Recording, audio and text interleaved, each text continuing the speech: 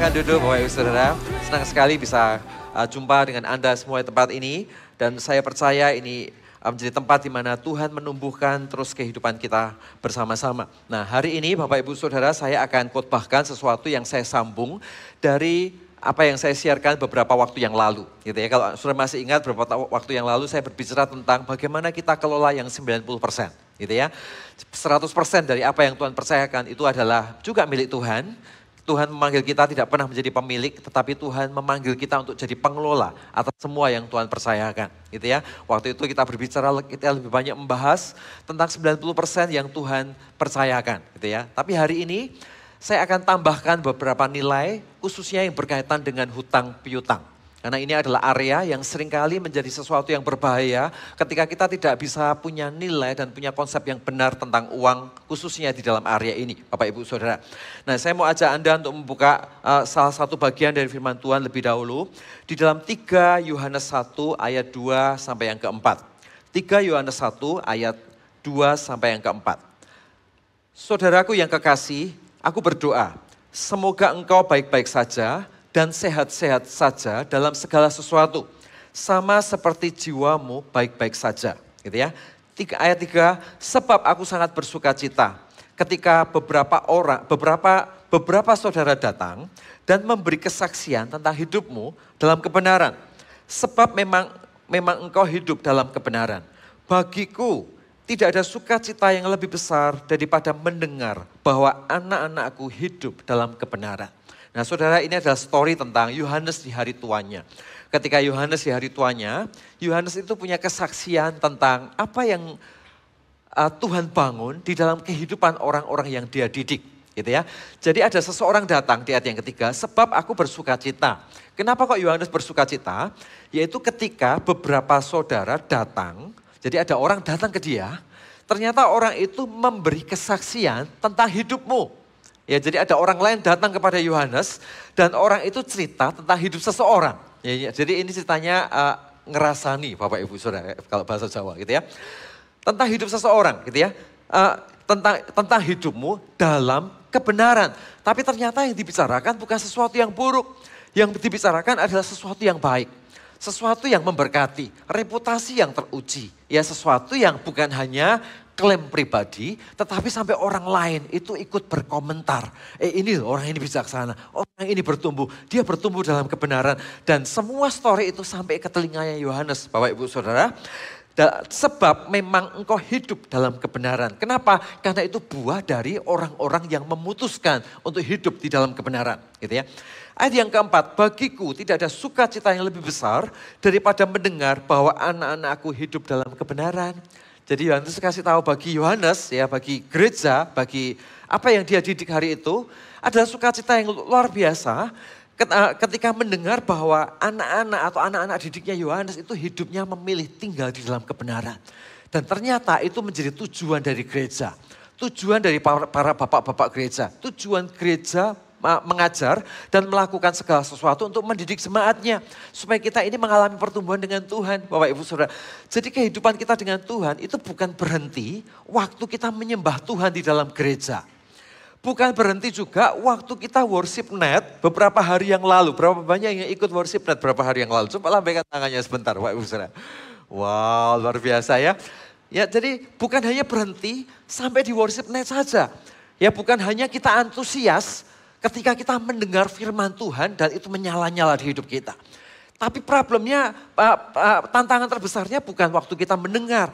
Tapi tantangan terbesarnya adalah waktu kita belajar untuk taat. Tantangan terbesarnya adalah waktu kita belajar untuk mengubah mindset dan cara berpikir kita. Waktu kita mendewasakan hidup kita bukan hanya dengan keberuntungan, tetapi di dalam kesengajaan untuk mendorong daging kita sendiri pergi ke arah dan ke arah yang benar di hadapan Tuhan, gitu ya. Dan itulah yang membuat Yohanes ini bersukacita, itulah yang membuat gereja bersukacita, targetnya tercapai, Bapak Ibu Saudara. Jadi bukan sekedar mengumpulkan jumlah orang banyak untuk datang ke rumah Tuhan, tetapi setelah orang banyak itu kumpul, mereka pulang hidup mereka berubah. Mereka pulang, keputusan-keputusan mereka real di dalam kehidupan sehari-hari yang kelihatan ini loh. Mencerminkan ada Tuhan di dalam keputusan yang mereka bangun.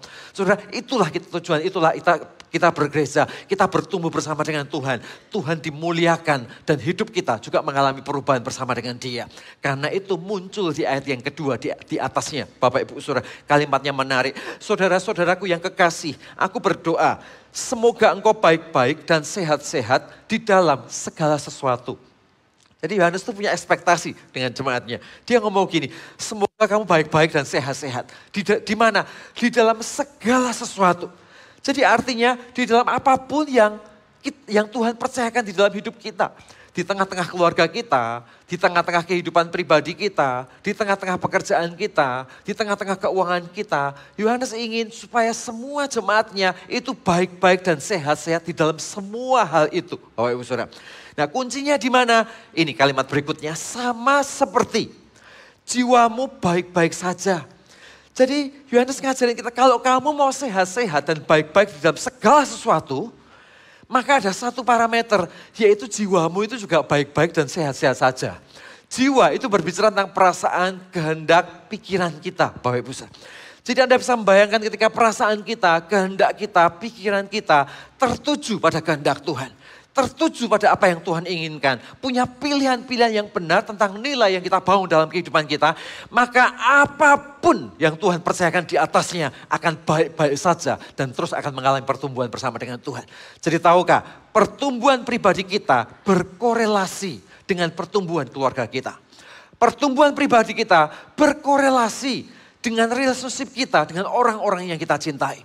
Pertumbuhan pribadi kita juga berkorelasi dengan respon-respon kita untuk menangani segala sesuatu yang Tuhan percayakan di tangan kita. Pertumbuhan hidup kita juga, jiwa kita ini yang bertumbuh dengan Tuhan, yang semakin mengenal Tuhan juga berkorelasi dengan pekerjaan, ekonomi, bahkan keuangan kita bersama dengan Tuhan. Saudara, jadi luar biasa enggak? Orang yang ikut Tuhan, hidupnya bertumbuh dengan Tuhan, maka keadaan ekonominya pun dia akan menjadi jauh lebih bijaksana. Orang yang ikut Tuhan, dia bertumbuh dengan Tuhan, maka nilai-nilai hidupnya tentang uang pun juga akan ikut mengalami pertumbuhan bersama dengan Tuhan. Kenapa? Karena ketika jiwanya, pikiran, kehendak, perasaannya bertumbuh ke arah Kristus, maka apapun fondasi yang dibangun di atasnya akan ikut bertumbuh dan akan ikut mengalami pelebaran kapasitas bersama dengan Tuhan.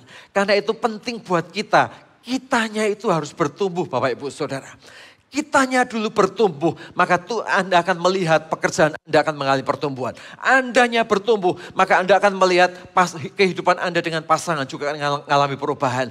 Kitanya dulu bertumbuh, maka Anda akan melihat respon kita menghadapi berbagai macam situasi yang sulit. Kita akan menang menghadapinya, karena kitanya juga mengalami Tuhan. Kitanya mengalami pertumbuhan bersama dengan Tuhan. Maka disitulah everything, tantangan tetap bisa terjadi. Tapi jiwa kita akan terus baik-baik saja. Dan kita akan terus bertumbuh di dalam segala hal. Baik dalam situasi yang baik ataupun situasi yang tidak menyenangkan. Kita akan melihat kemenangan Tuhan bersama-sama dengan kita terus menerus Bapak Ibu Saudara. Yang setuju dengan saya katakan amin. Nah problemnya adalah tadi saya katakan di awal gitu ya. Kehidupan rohani kita itu seringkali kehidupan ekonomi kita seringkali akan berkorelasi dengan kehidupan rohani kita Bapak Ibu Saudara. Apakah selalu? Mungkin nggak selalu. Ada waktu-waktu di mana Tuhan izinkan proses itu terjadi. Tapi ujung ceritanya ketika kehidupan rohani kita benar, maka kehidupan keuangan kita, pengaturan, nilai-nilai keuangan kita juga akan menjadi semakin sehat. Dan disitulah Tuhan akan tambahkan kapasitas-kapasitas yang baru di dalam kehidupan kita. Yang setuju dengan saya katakan amin Bapak Ibu. Nah problemnya adalah akar masalah keuangan seringkali adalah pemakaian uang yang berlebih karena hutang. Katakan bersama saya hutang. Ya, seringkali problemnya adalah pemakaian uang yang berlebih karena hutang, Bapak Ibu Saudara. Pertanyaannya adalah orang percaya boleh nggak berhutang? Ayo, ini khotbah tepi jurang Bapak Ibu. Ya, orang percaya boleh nggak hutang? Ya, coba kita pikir Bapak Ibu Saudara. Ya, kan kita hidup dengan kasih karunia, udah hutang aja berapa banyak terserah nggak apa-apa kan Tuhan yang selesaikan segala sesuatunya, gitu kan? Ada orang berkata nggak boleh berhutang, hutang itu tandanya kalau kamu nggak punya iman, gitu ya? Orang yang berhutang itu nggak punya iman, nggak bisa diberkati itu dan sebagainya. Jadi boleh nggak berhutang, Bapak Ibu Saudara? Orang percaya boleh nggak berutang? Ulangan 28 ayat yang ke-12. Ya, Ulangan 28 ayat yang ke-12. Tuhan akan membuka bagimu. Ini janji Tuhan. Tuhan akan membuka bagimu perbendaharaannya, perbendaharaan Tuhan yang melimpah, yaitu langit. Langit ini bicara tentang apa sih? Berbicara tentang berkat Tuhan, Bapak Ibu Saudara. Jadi kalau Tuhan memberkati kita, yang diberkati bukan pekerjaannya lebih dulu. Yang diberkati bukan bidang usahanya lebih dahulu. Ya semuanya itu adalah bagian dari hikmat untuk kita memilih bidang usaha atau pekerjaan tertentu dalam hidup kita.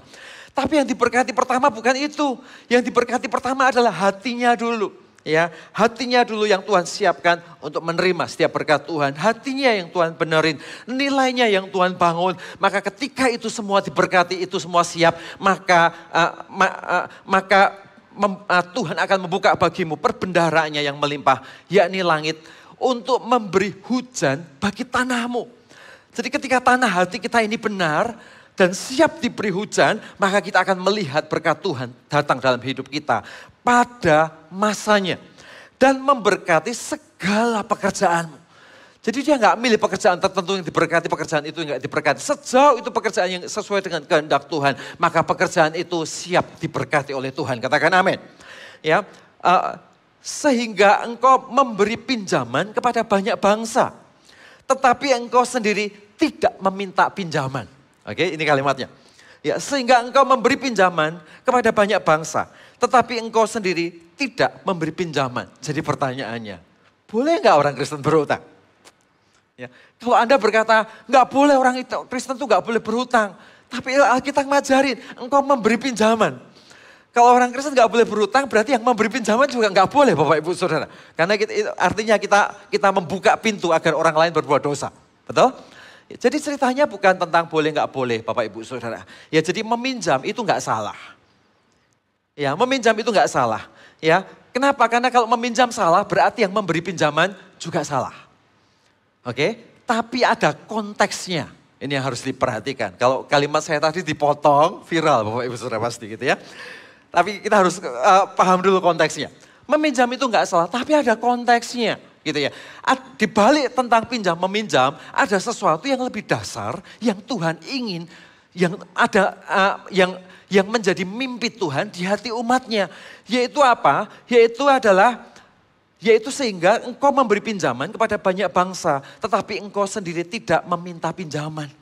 Jadi apa yang ada di hati Tuhan? Yang ada di hati Tuhan, Tuhan itu punya mimpi supaya anak-anak Tuhan itu diberkati. Supaya anak-anak Tuhan punya kelimpahan. Supaya anak-anak Tuhan bukan hanya cukup, tapi lebih dari cukup. Bapak Ibu Saudara. Jadi boleh gak orang Kristen diberkati? Boleh. Boleh gak orang Kristen mengalami berkat Tuhan dan mengalami kelimpahan? Boleh Bapak Ibu Saudara. Jadi berkat dan kelimpahan itu bukan dosa. Berkat dan kelimpahan bukanlah kutukan. Berkat dan kelimpahan dan berkat Tuhan yang seperti ini bukanlah dosa. Tapi itu benar-benar berkat Tuhan yang Tuhan sediakan bagi umatnya. Enggak salah orang berkelimpahan. Enggak salah orang diberkati karena apa yang Tuhan percayakan di dalam hidup orang itu. Gitu ya. Nah bahkan Alkitab berkata kalau bisa sampai satu titik di mana engkau bukan menjadi orang yang meminjam. Tapi engkau menjadi orang yang memberi pinjaman. Ya jadi berkatnya itu bukan hanya cukup tapi berlimpah Bapak Ibu Saudara. Ya, itu prinsip yang ada di hati Tuhan.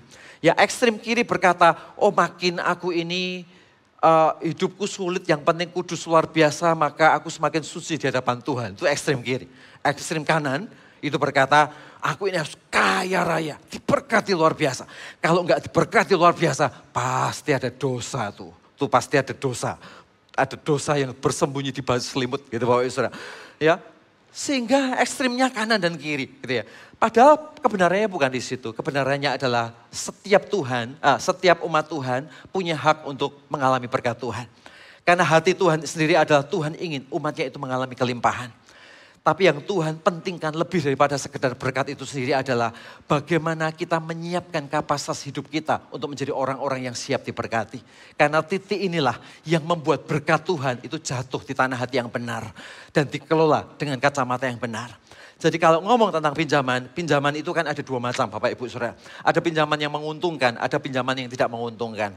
Pinjaman yang menguntungkan itu apa sih? Pinjaman menguntungkan anggaplah ini contoh-contoh kecil ya. Katakanlah Anda pakai kartu kredit. Ya Anda pakai kartu kredit, Anda bisa bayar langsung lunas akhir bulan. Ya Anda selesaikan itu setiap akhir bulan. Tapi Anda sengaja memakainya. Kenapa? Karena dengan kartu kredit Anda dapat poin. Dengan kartu kredit makan diskon 40% gitu ya Bapak Ibu Saudara. Dengan kartu kredit Anda bisa lakukan itu kadang-kadang lebih efektif gitu ya. Sehingga mungkin lebih cardless gitu ya. Hanya pakai satu kartu, nggak perlu bawa uang segepok gitu kan. Cukup dengan satu kartu Anda bisa melakukan banyak transaksi. Gitu ya. Sebatas Anda tetap membayar, punya kemampuan membayar yang terukur, maka itu akan menjadi pinjaman yang menguntungkan untuk kita. Gitu ya. Ada orang-orang yang mungkin KPR rumah.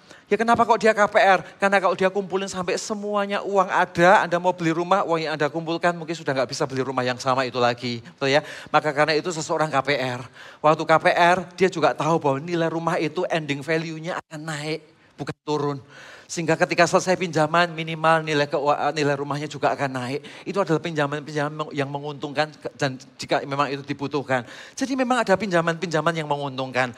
Tapi di sisi yang lain Bapak Ibu Saudara, problemnya adalah kita seringkali menjebak diri kita dengan pinjaman-pinjaman yang tidak menguntungkan. Ya dengan hutang-hutang yang salah. Hutang yang salah itu apa? Kalau pinjaman yang menguntungkan itu adalah pinjaman atau beban yang harus dibayar untuk sebuah investasi yang nilainya akan meningkat. Ya termasuk pinjaman usaha. Ya Anda katakanlah pinjam sesuatu untuk Anda putar dengan return yang jauh lebih tinggi daripada bunga bank yang Anda bayar. Ya dan Anda tahu Anda punya ukurannya, Anda tahu kapasitasnya untuk mengembalikan, maka itu menjadi pinjaman yang menguntungkan. Kenapa? Karena itu investasi yang ujungnya akan menciptakan sesuatu yang menjadi nilai tambah di masa yang akan datang, gitu kan? Tapi ternyata ada pinjaman yang tidak menguntungkan. Pinjaman yang enggak menguntungkan itu apa? Pinjaman yang enggak menguntungkan adalah pinjaman yang konsumtif, Bapak Ibu Saudara. Beban yang dibayar untuk sesuatu yang nilainya akan menurun. Ya bayangin Bapak Ibu Saudara, Anda pinjam sesuatu, beli sesuatu harga 1 juta. Dicicil 1 tahun. Setelah 1 tahun harganya tinggal 100.000. Dan Anda nyicilnya setahun Bapak Ibu Saudara. Dan seringkali ketidakdewasaan kita membuat kita kejebak dengan hal-hal yang demikian. Gitu loh. Ya kejebak dengan hal-hal demikian. Beli sesuatu yang Anda tahu setelah sekian tahun nilainya menurun. Ya, sedang fungsinya kalau butuh-butuh sekali juga enggak. Ya, setelah sekian tahun Anda nyicil, ya cicilannya sudah selesai, barangnya juga sudah habis, enggak ada harganya. Akhirnya ngapain? Nyicil lagi Bapak Ibu Saudara, kejebak pinjaman lagi, kejebak dengan nilai-nilai yang begini terus. Pertanyaannya adalah mau sampai kapan? Coba pikir nih, mau sampai kapan? Ya kita mau hidup dengan pola pikir yang seperti itu. Dan hal-hal ini terjadi karena apa? Ada beberapa area. Yang pertama karena kita nekat. Kenapa kita nekat? Karena kadang-kadang kita ingin menyamakan kedudukan dengan tetangga kita. Gitu ya. Kenapa kita nekat? Karena kadang-kadang kita ingin menyamakan hanya ingin melakukan sesuatu untuk membuktikan diri pada orang-orang yang ada di sekeliling kita. Akhirnya gesek sana, gesek sini, nekat di sana, nekat di sini. Kita sibuk membayar bertahun-tahun. Setelah bertahun-tahun lunas pun Anda juga tidak bisa ngelola apapun yang Anda pinjam setelah itu. Pertanyaannya sekali lagi, mau sampai kapan begini? Orang Kristen gak boleh punya mindset dan jebakan yang begini. Katakan amin. Amin ya Bapak Ibu Saudara, hari ini saya ingin mengajak kita semua yuk sama-sama. Hari ini kalau Anda kejebak dengan pinjaman-pinjaman yang modelnya begini, Bapak Ibu Saudara, kalau Anda belum kejebak ke sana, jangan masuk ke sana. Ya. Tapi kalau Anda sudah kejebak ke sana, nanti kita ngomong gitu ya. Nanti setelah ini kita akan lanjutan. Tapi cepat bertobat, keluar dari area itu, dan jangan mengulangi hal yang sama. Apalagi lebih ironis lagi, buka lubang tutup lubang. Ya. Gali lubang di sini nggak bisa bayar, pinjem di sana, di sini nutup di sini. Nutup di sini juga nggak bisa bayar, pinjem di sana, nutup di sini. Pertanyaannya kita lupa bahwa semua lubang itu tetap harus kita tutup. Ya kita menyelesaikan solusi jangka pendek, tapi Anda akan punya masalah untuk solusi jangka panjang yang begitu luar biasa. Nah hari ini mari sama-sama, jangan menciptakan jebakan di dalam hidup kita sendiri untuk sesuatu yang salah. Gitu ya Bapak Ibu Saudara. Nah pertanyaannya adalah, terus kenapa kok seseorang nekat? Pertama karena nekat. Yang kedua bisa jadi karena dia mengambil keputusan yang tidak bijaksana di masa lalu. Mungkin tujuannya untuk pinjaman yang menguntungkan. Tapi hari itu dia kepleset dikit. Ya dia kepleset, salah perhitungan, terlalu agresif. Akhirnya kejebak di ruangan-ruangan yang tidak perlu. Bapak Ibu Saudara. Yang ketiga karena apa? Karena kita berusaha untuk menjadi penolong. tapi mengorbankan benih. Ini yang tidak jarang terjadi. Ya, kita ingin jadi penolong, tapi kita korbankan benih kita. Bahkan tadi pagi saya sempat cerita ada budaya-budaya tertentu nih. Ya pada budaya tertentu, kalau kejadian tertentu, wah harus lakukan ini, lakukan itu. Dan kalaupun Anda nggak punya, wah Anda harus hutang bank di sana, hutang di sini, hutang di sini. Oh, demi untuk lakukan ini, akhirnya sepanjang tahun nyicil. Terus begitu cicilan sudah selesai, kejadian lagi peristiwa budaya tertentu yang harus diselesaikan. Harus hutang lagi ke sana. Akhirnya hidup kita dari tahun ke tahun terjerat hutang di ruang-ruang yang sama. Ya, seharusnya benih yang seharusnya diputar, dipakai seolah-olah untuk menolong keadaan itu. Yang ujungnya ternyata bukan menolong, tetapi kita sendiri ikut masuk jurang bersama-sama. Nah hari ini kita nggak boleh kejebak di dalam area itu. Karena itu bukanlah pinjaman yang menguntungkan. Katakan amin, Bapak Ibu Saudara. Pertanyaannya, kesimpulannya apa? Ada beberapa prinsip Bapak Ibu Saudara. Ya, Ulangan 28 ayat 12 tadi dikatakan, Tuhan akan membuka bagimu perbendaharaan yang melimpah, yakni langit, untuk memberi hujan bagi tanahmu pada masanya. Dan memberkati segala pekerjaan. Sehingga engkau memberi pinjaman kepada banyak bangsa. Tetapi engkau sendiri tidak meminta pinjaman. Jadi prinsip pertama apa? Prinsip pertama adalah Tuhan tidak mau Anda berhutang.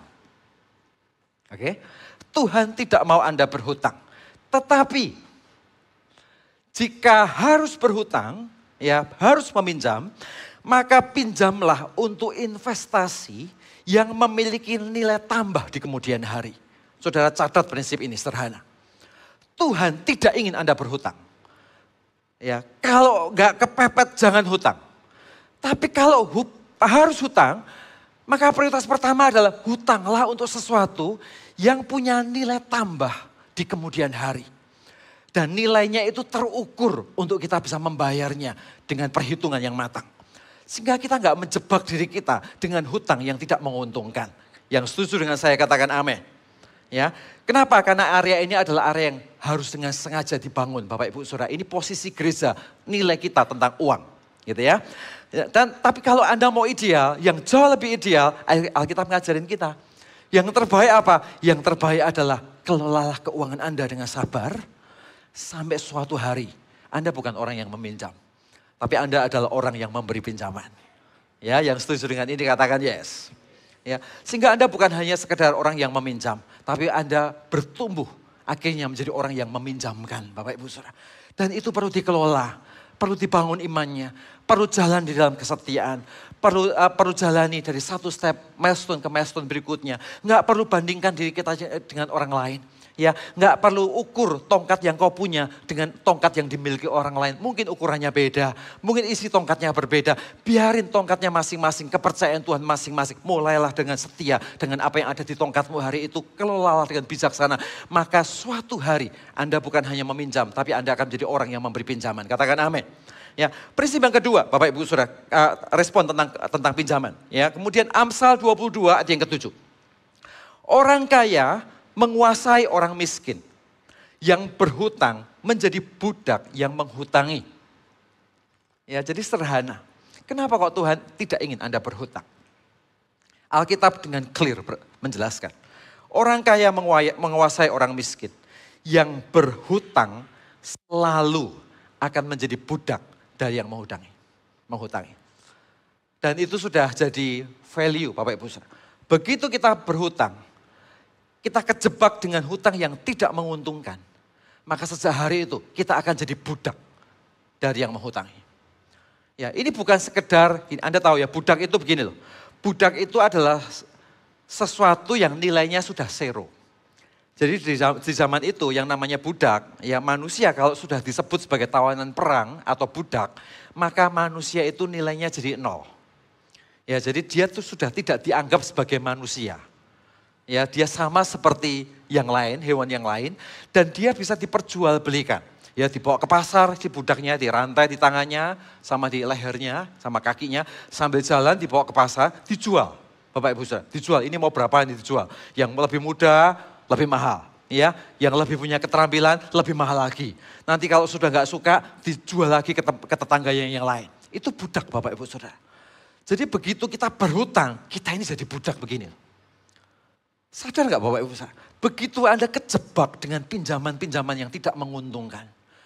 Begitu kita kejebak dengan hal begini, sejak hari itu kita langsung jadi budak. Anda bisa bebas pergi ke mall, Anda masih bisa drive mobil atau motor Anda bisa tersenyum satu dengan yang lain, tapi sebetulnya jauh di dalamnya kita ini terantai tangan dan kaki kita. Dan kita jadi budak atas segala sesuatu. Bukan budak secara harafiah Bapak Ibu. Ya mungkin bukan budak secara harafiah. Nggak langsung kan tiba-tiba Anda jadi budak di rumah orang yang menghutangi. Kan nggak gitu. Ya tiba-tiba Anda jadi cleaning service-nya bank dan bersihin kamar mandinya di sana everyday untuk bayar hutang. Kan nggak gitu Bapak Ibu Saudara. Ya. Tapi yang terjadi adalah budak ini mengganggu semua segala sesuatu. Apa yang Anda kerjakan? Akhirnya Anda bekerja, yang Anda pikirin adalah gimana caranya bayarin hutang. Anda ngerjain semua target pekerjaan Anda. Ya begitu target nggak tercapai, wah kita kepikiran, bingung gimana cari hutang baru untuk menyelesaikan hutang konsumtif yang satu itu, yang tidak menguntungkan itu. Ya, Anda mau lakukan segala sesuatu, kita kejebak dengan hutang. Kita disandra oleh hutang itu dalam pikiran kita. Apapun, makan jadi nggak enak, tidur jadi nggak enak, ngomong-ngomong dengan istri, ngomongnya baik-baik saja, konflik terjadi. Kenapa? Karena pikirannya sudah dipenuhi dengan hutang. Pikirannya dijerat oleh budak hutang itu sendiri. Dipenjara oleh situasi yang hari itu tidak seharusnya memenjara dia.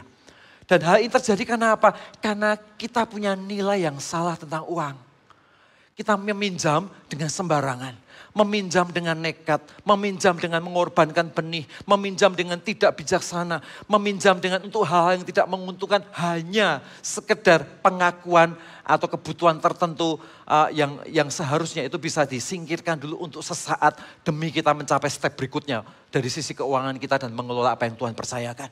Tapi kita kejebak di situ. Gitu. Akhirnya kita jadi budak dari segala sesuatu. Ya beli handphone, hutang. Ya, beli kacamata, hutang. Ya, beli motor, hutang, segala sesuatunya. Beli apapun pokoknya dihutang. Gitu ya, beli warung depan, hutang juga. Kemana-mana hutang. Ya, awalnya, oh nggak apa-apa kok, biasa cuman gitu aja. Justru karena sesuatu yang salah yang Anda biasakan, lama-lama jadi penjahat yang menghancurkan hidup Anda. Kecil, salah, dibiasain, lama-lama jadi penjahat yang mencuri semua yang baik yang ada dalam hidup. Dan iblis tidak pernah merampok, saya sering ngomong berkali-kali dengan Anda. Iblis tidak pernah merampok, karena dia tidak akan pernah punya kuasa untuk merampok. Anda tahu merampok ya, merampok itu datang ke rumah dengan AK-47, langsung hadap-hadapan dengan kita lewat pintu depan, itu merampok. Tapi kalau mencuri itu adalah waktu Anda tidur lelap, ya semuanya tertidur, iblisnya buka jendela pelan-pelan. Ketika dia buka, dia lihat segala sesuatu yang baik, dia curi, dia ambil satu-satu, dia ambil satu-satu, dia ambil satu-satu. Ketika si tuan rumah buka mata, waktu dia buka, kelihatannya everything oke, AC masih menyala, matahari sudah bersinar terang. Waktu dia keluar rumah, kok tiba-tiba kosong ya rumahnya. Ya tiba-tiba sesuatu yang baik hilang dari hidupnya. Tiba-tiba damai sejahtera hilang. Tiba-tiba dia kepikiran tentang uang. Tiba-tiba dia mulai gimana ngelunasin hutang. Tiba-tiba dia mulai, aduh aku mulai kejebak hutang. Gimana caranya kerja habis-habisan untuk selesaikan ini. Mulai kepikiran itu. Dan itu kejadiannya setelah semuanya tercuri. Sudah tahu kenapa? Karena waktu akan tercuri, kita membuka pintu untuk kebiasaan-kebiasaan sesuatu yang salah tentang hutang. Sudah tangkap sesuatu? Hari ini, ayo sama-sama keluar dari ruangan yang satu ini. Karena ruangan ini akan menghancurkan hidupmu. Jadi hari ini, jangan punya kebiasaan berhutang, Bapak Ibu Saudara. Apalagi untuk hutang-hutang yang tidak menguntungkan. Ini beda cerita ya, ini saya tidak ngomong tentang hutang yang menguntungkan. Tetapi khusus untuk hutang-hutang yang tidak menguntungkan. Kalau hutang usaha, hutang yang berproses, Anda ambil barang bayar 30 hari, mereka ambil barang, Anda juga bayar 30 hari, ya udah itu proses yang terjadi dalam dunia bisnis. Gitu ya. Tapi untuk hutang-hutang konsumtif yang tidak menguntungkan, yang merusak cara berpikir Anda, yang merusak nilai kita, jangan masuk di situ. Karena itu tidak membuat hidup Anda jadi lebih baik, tapi justru membuat pengelolaan Anda jadi lebih buruk atas segala sesuatunya. Gitu ya. Jadi hari ini, jangan berhutang sebagai sebuah kebiasaan. Itu respon yang ketiga tentang hutang. Respon yang kedua. Respon yang ketiga apa? Respon yang ketiga Anda bisa lihat di dalam 2 Raja-Raja 6 ayat 1 sampai yang 5. 2 Raja-Raja 6 ayat 1 sampai yang 5. Pada suatu hari berkatalah rombongan Nabi kepada Elisa, cobalah lihat, tempat tinggal kami di dekatmu ini adalah terlalu sesak bagi kami. Ya. Baiklah kami pergi ke sungai Yordan dan masing-masing mengambil 1 balok dari sana. Supaya kami membuat tempat tinggal. Katakan bersama saya tempat tinggal. Untuk kami, jawab Elisa, pergilah. Oke ya, ayat yang ketiga. Lalu berkatalah seorang, silahkan ikut dengan hamba-hambamu ini. Jawabnya, baik, aku akan ikut. Ayat yang keempat, maka ikutlah ia dengan mereka. Setelah mereka sampai di sungai Yordan, mereka pun menebang pohon-pohon. Yang kelima, terjadilah seorang sedang menumbangkan sebatang pohon. Jatuhlah mata kapaknya ke dalam air. Lalu berteriak-teriaklah ia, wahai tuanku, itu barang pinjaman. Kata Alkitab. Kalau Anda lihat di dalam bahasa aslinya menarik, Bapak Ibu Saudara, Anda bisa nanti lihat di dalam konteks bahasa Inggrisnya, Anda akan temukan bahwa itu barang pinjaman. Di situ bahasa aslinya dibawa dengan kata-kata bukan hanya sekedar itu barang pinjaman. Kita waktu baca, oh itu barang pinjaman, hanya gitu kan. Tapi kalau Anda lihat bahasa aslinya, Anda akan temukan bahwa ternyata mereka itu histeris. Ketika kapaknya jatuh, mereka histeris, mereka panik, mereka kebingungan, ini barang pinjaman, gimana caranya ambil barang itu kembali, gitu ya. Kalau kita lihat sekilas, cuman kapak, kenapa sih kok kapak harus dibuat sebagai sebuah mujizat untuk Elisa hari itu? Ya kita lihatnya sekilas. Tapi lihat situasi yang hari itu terjadi, ternyata situasi itu keadaannya panik, ya, keadaannya kebingungan, mereka histeris, mereka teriak dan mereka teriak, ini barang pinjaman, ya. Saudara, tahukah ketika seseorang pinjam sesuatu, sadar atau tidak sadar, sejak hari itu akan ada satu tekanan di dalam hati seseorang itu untuk dia punya tanggung jawab untuk mengembalikan. Sadar atau enggak sadar? Anda setuju atau enggak setuju?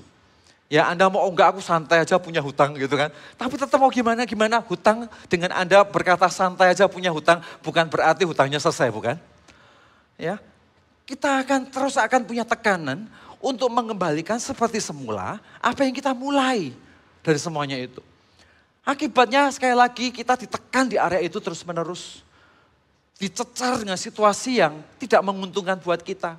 Hubungan suami istri jadi tidak sehat. Ya, seseorang akan mulai berkata, aduh aku ini, seseorang tanya, kenapa kok kamu gak melayani? Dia akan berkata, iya aku pengen melayani. Aku pengen lakukan ini, pengen lakukan itu. Wah seandainya aku bisa lakukan sesuatu buat Tuhan, aku ingin lakukan ini. Tapi gak bisa karena aku banyak hutang. Ya, seseorang tanya kepada, kenapa kok ini liburan anak-anakmu sesekali dong senengin anak-anakmu keluar. Ya, lakukan sesuatu. Iya, aku kasihan lihat anak-anakku di rumah terus gak kemana-mana. Kepengen liburan, kepengen lakukan ini, kepengen lakukan itu. Tapi gak bisa karena banyak hutang. Ya, kenapa kok kamu lakukan ini? Gak bisa karena banyak hutang. Kemana-mana kita terjerat dengan hutang. Langkah Anda yang bebas bergerak, tiba-tiba seperti rantai yang menghambat kita, melangkah ke depan, ke kiri, ke kanan. Tiba-tiba gak bisa. Sudah tahu? Ya, awalnya mungkin kenapa Alkitab tidak setuju dengan kebiasaan berhutang. Awalnya mungkin bentuknya hutang Bapak Ibu Saudara. Tapi ketika bentuk hutang ini yang tidak Anda selesaikan, maka bentuk hutang itu menjadi spirit hutang yang menjerat hidup Anda. Untuk Anda tidak akan pernah bisa keluar dari ruangan itu. Saudara, ini poinnya. Kenapa kok kita nggak perlu berhutang? Karena begitu Anda berhutang, Anda kejebak dengan spirit perbudakan itu. Dan spirit perbudakan itu akan mendakwa, akan membuat Anda terintimidasi. Dan lebih parah lagi adalah ketika Tuhan menantang kita untuk melakukan sesuatu yang benar. Seringkali kita tidak berani mengambil resiko itu. Kenapa? Karena kalau aku ambil resiko ke sana gimana? Hutangku banyak. Kalau aku mau lakukan ini untuk Tuhan nggak bisa, hutangku banyak. Ya kita akan punya kecenderungan untuk berkompromi pada sesuatu yang salah. Kita akan menjadi orang yang demi hidup untuk sehari ini, legalkan apapun. Walaupun nurani kita tahu ini seharusnya nggak benar. Tapi gimana ya, udah kepepet. Akhirnya kita kejebak ke situ. Ya, begitu Anda udah kepepet, Anda kejebak ke situ, Anda melangkah ke sana. Kenapa? Karena kepepet. Akhirnya yang terjadi bukan hutang. Yang terjadi adalah spirit hutangnya membuat mencengkeram Anda sehingga yang ada bukan lagi hutang. Tapi Anda diperangkap setan untuk Anda tidak akan pernah keluar dari ruangan itu. Sudah ini poin saya. Karena itu dengar baik-baik setiap jemaat Tuhan. Ayo sama-sama jangan biasakan sesuatu yang salah. Ya, jangan punya kebiasaan hutang, apalagi untuk hutang konsumtif. Karena itu tidak pernah membuat diri Anda jadi lebih baik. Justru Anda akan berjalan di tepi jurang, yang kalau Anda kepleset, Anda akan masuk ke perangkap. Bukan hanya tentang seseorang yang berhutang, tapi tentang seseorang yang terperangkap di dalam spirit hutang. Di mana iblis akan terus membiarkan Anda terus ada di sana. Dengan cara apa? Menjebak Anda terus menerus. Karena dari spirit hutang yang tidak diselesaikan, ujungnya adalah kita kompromi sekali. Kompromi kedua, kompromi ketiga. Lakukan ini, lakukan itu, legalkan ini, legalkan itu. Akhirnya terbiasa. Dan karena terbiasa, akhirnya jadi budaya yang awalnya adalah budaya hutang, menjadi budaya diri Anda sendiri, reputasi kita rusak. Terus berproses, akhirnya Anda terjerat di dalam sebuah spirit yang Anda nggak bisa keluar di tempat itu. Pertanyaannya adalah, yang rugi siapa Bapak Ibu? Bukankah kita sangat rugi? Kita sendiri yang sangat dirugikan. Apalagi untuk hutang-hutang konsumtif. Makan di tempat yang terbaru setiap minggu. Gesek di sana sini. Ya, kartu kredit, wah nyicilnya panjang, berbulan-bulan. Begitu cicilannya selesai, sudah numpuk cicilan yang baru. Terus diputar segitu. Hanya untuk menikmati 10 senti yang di leher itu. Tahukah makan enak, seenak apapun, ya rasanya cuma 10 senti di leher itu. Sesudahnya keluarnya sama Bapak Ibu. Ya, sesudahnya keluarnya sama. Saya ini kalau di perintisan, saya sering ketemu sama tim gitu ya. Aku makan di sini, makan di sana gitu ya. Dan kita happy, tapi saya bukan tipe kuliner sih. Saya tipenya kalau pergi ke sebuah tempat, tujuannya kemana, fokus tempat itu selesai sudah. Pokoknya goal tercapai. Sisanya ya udah itu tambahan gitu Bapak Ibu. Jadi saya gak kejar yang gituan gitu ya. Tapi kalaupun saya menikmati, ya enak memang. Tapi saya juga nyadari enaknya cuma 10 senti di sini. Hutangnya bisa tahunan Bapak Ibu Saudara. Loh ada loh Bapak Ibu Saudara yang kejebak kartu kredit. Kenapa? Oh karena gak bisa jaga mulutnya. Utang sampai bersana sini. Coba kita pikirkan. Lebih tenang sedikit. Seandainya itu kita kelola dengan bijaksana, bukankah hidup kita jauh lebih baik? Seandainya kita kelola ini dengan bijaksana, bukankah kita lebih punya damai sejahtera? Dan kita punya kemerdekaan untuk melakukan banyak hal dalam hidup ini? Nah Bapak Ibu Saudara, jadi hari ini tumbuhlah di dalam area itu.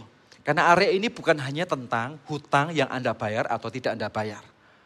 Tapi tentang sesuatu yang tidak dikelola dengan benar akan menjeratmu di dalam sebuah spirit yang membuat Anda tidak pernah bisa keluar dari ruangan itu.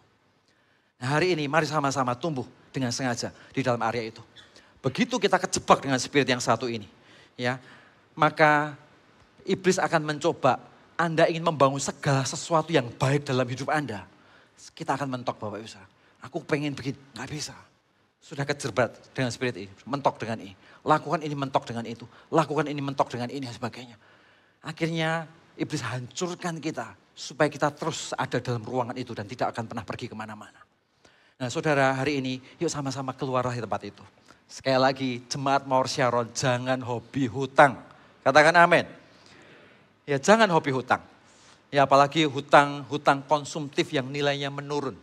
Ya ini khusus yang saya bicarakan tentang hutang konsumtif yang nilainya menurun. Yang setelah Anda berhutang, begitu hutangnya lunas, nilai yang Anda hutangi juga turun jauh ke bawah. Jangan kebiasaan punya hutang-hutang demikian. Apalagi hanya sekedar menyamakan kedudukan dengan tetangga. Ya apalagi untuk pesta, ya ada kebudayaan tertentu pesta nih, Natal nih, pesta. Setelah pesta, selesai Natal dari Januari sampai Desember, nyicil semuanya. Nyicil semuanya apa segala sesuatu dijual demi bayar hutangnya. Nanti bulan Desember nggak siap lagi, utang lagi. Januari nyicil lagi sampai selesai. Pertanyaannya, mau sampai kapan? Mau sampai kapan? Oke, jadi hari ini semua hutang-hutang dibereskan, katakan amin. Ya, sama-sama, semua hutang-hutang kita bereskan. Ya, spirit yang seperti ini kita tinggalkan, tidak boleh menjadi kebiasaan. Mari kita bangun culture yang berbeda. Kita menjadi orang-orang Kristen yang bukan hanya datang ke gereja, menikmati hadirat Tuhan, terus pulang ke rumah kepikiran utang, terus kemana-mana. Ya, lebih parah lagi kalau bukan kepikiran utang, tapi kepikiran utang siapa lagi ini. Ya, bayangin saudara, pertanyaannya mau sampai kapan pola hidup begini? Sorry ya, saya ngomongnya pedes yang kali ini. Tapi mau sampai kapan kita hidup begini? Ya, pola yang seperti ini harus dihentikan. Kenapa? Karena tubuhmu, masa depanmu, hatimu, hidup Anda itu berharga di tangan Tuhan. Jangan jual untuk sesuatu yang hanya dinikmati sesaat. Untuk sesuatu yang hanya untuk Anda menyamakan kedudukan pada situasi tertentu. Untuk sesuatu yang hanya Anda punya fasilitas tertentu yang nilainya menurun. Setelah itu Anda akan membayarnya untuk sesuatu yang tidak berguna. Bertahun-tahun kita lakukan itu. Ayo sama-sama. Dewasalah dalam keputusan. Dewasalah di dalam mengelola keuangan di dalam area ini. Yang setuju dengan saya katakan amin Bapak Ibu. Pertanyaannya adalah, terus gimana cara kita kelola? Gimana kita mengaturnya supaya kita keluar dari zona ini? Ya, kita belajar dari seseorang yang namanya Salomo Bapak Ibu. Anda bisa buka dalam Amsal 27 ayat 23 sampai 24. Amsal 27, 23. Kenalah baik-baik keadaan kambing dombamu dan perhatikan kawanan hewanmu. Oke. 24. Karena harta benda tidaklah abadi. Apakah mahkota tetap turun-temurun? Kasih tanda tanya. Jadi Salomo tuh kasih tahu, tahu nggak? Aset, semua yang kau miliki itu nggak abadi. Gitu ya. Harta benda nggak abadi. Yang mahkota juga nggak tetap sampai turun-temurun.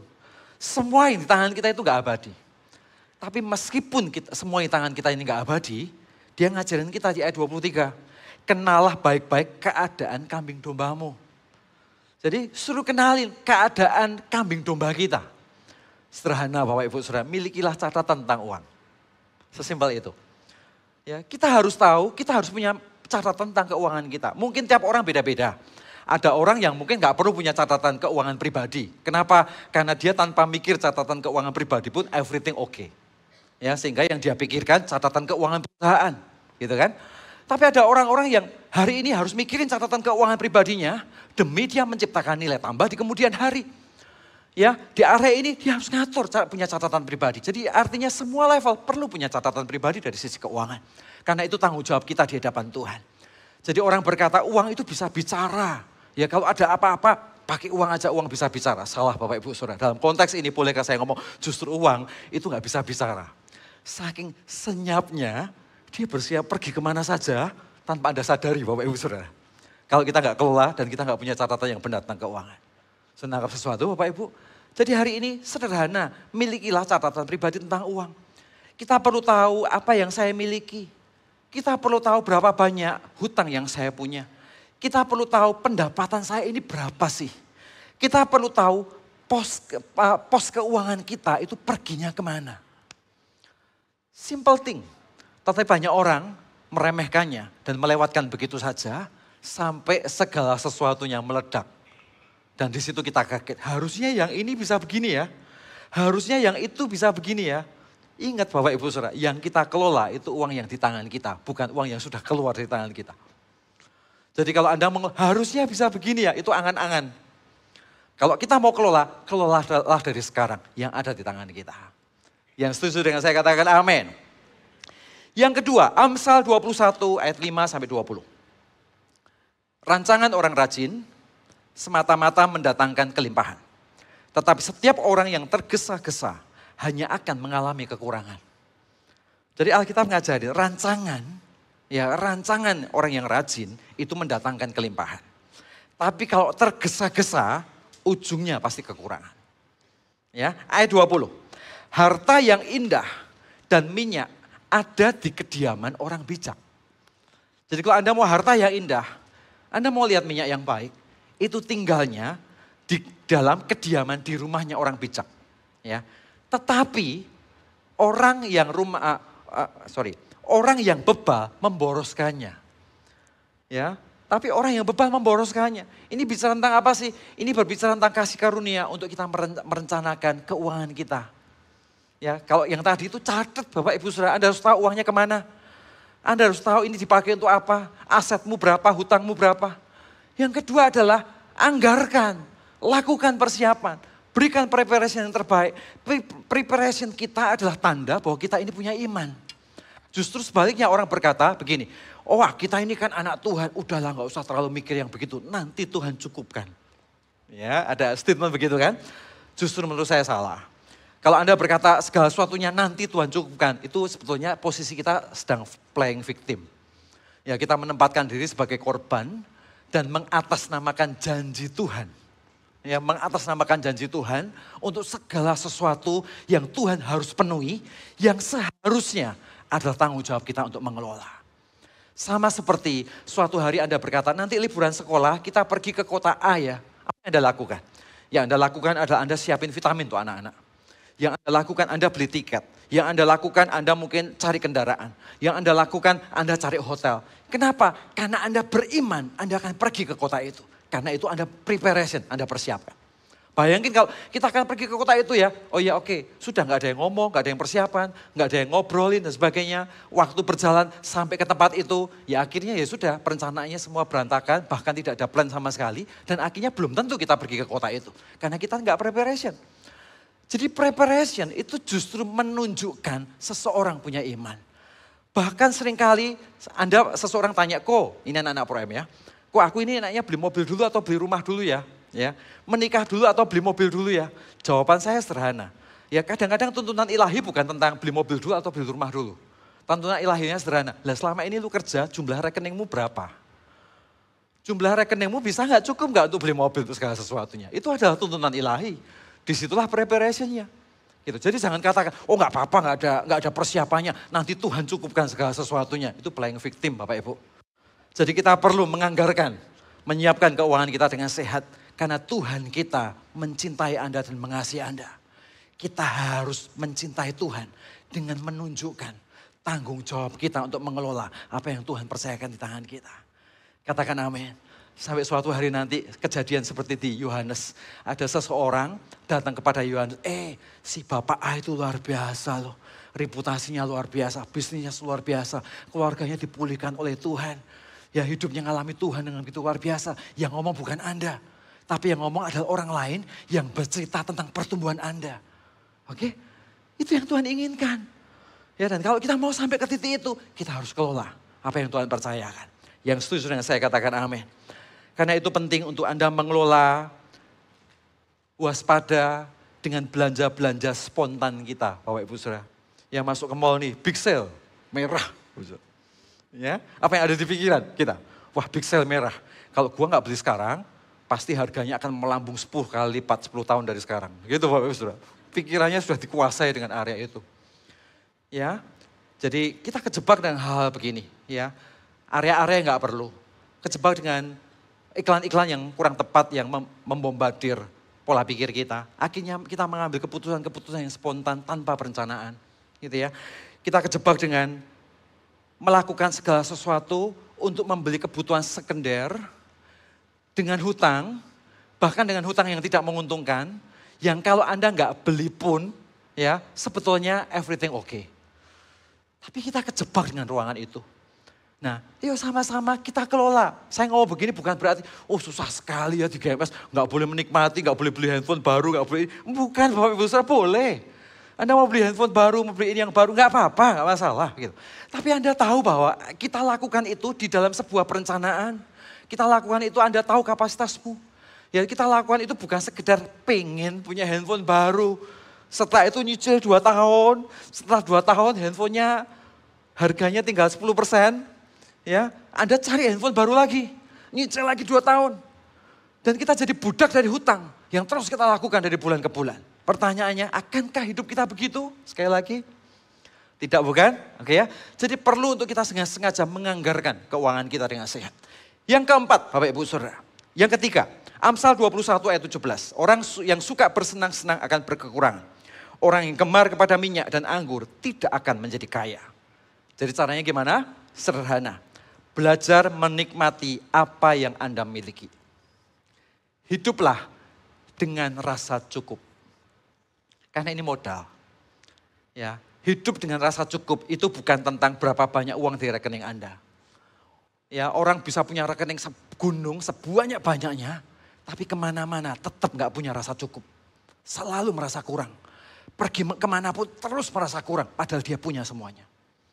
Sebaliknya ada orang yang mungkin gak punya banyak, tapi dia punya rasa syukur. Dia punya rasa cukup. Kemana-mana dia bisa cukup. Kemana-mana dia bisa happy. Kemana-mana dia bisa menikmati berkat Tuhan. Kemana-mana dia bisa punya rasa syukur. Jadi rasa cukup itu bukan didrive oleh berapa banyak uang yang ada di tangan Anda dulu. Tapi rasa cukup itu didrive oleh bagaimana kita kelola hati kita dengan benar. Makanya Bapak Ibu Saudara mengelola keuangan itu yang sulit bukan teorinya. Mencatat, menganggarkan itu gampang Bapak Ibu, saya nggak ngajarin pun semua orang tahu. Betul? Problemnya bukan di sana. Problemnya bukan menulis, mencatat atau preparasinya. Problemnya adalah mengelola hatinya dengan benar.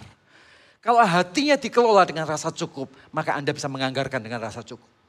Kalau hatinya dikelola dengan rasa cukup, maka Anda akan bisa mengelola, menyiapkan, ya memakai, punya pencatatan yang baik dan semuanya dilakukan dengan rasa cukup karena hatinya benar di dalam rasa cukup. Oke, yang setuju dengan saya katakan amin.